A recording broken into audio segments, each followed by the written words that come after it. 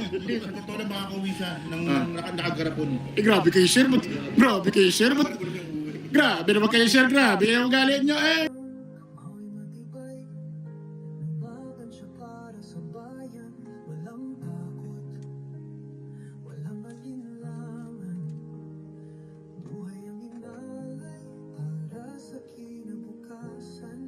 Sir, pwede magtanong, sir? Survey lang kami. Sa tingin nyo, si Digong makakauwi pa ho ng Pilipinas o doon na ho mabubulok? Hindi, sa totoo lang makakauwi siya ng nakagarapon. Grabe kayo, sir. Grabe kayo, sir. Grabe naman kayo, sir. Grabe yung galit nyo, eh. Gusto ko yung survey, lagi kawawa si Digong. Ayoko lang. Ayoko lang may pabor sa kanila. Pagka may pabor, i-edit ko, puputulin ko. Nagtataka ako, no? Hindi, nagtataka lang ako, Chris, no? Ano eh, yung mga DJs lagi sinasabi nila Tatay Digong. Ang dami pala anak ni Digong eh, no? Tatay Digong.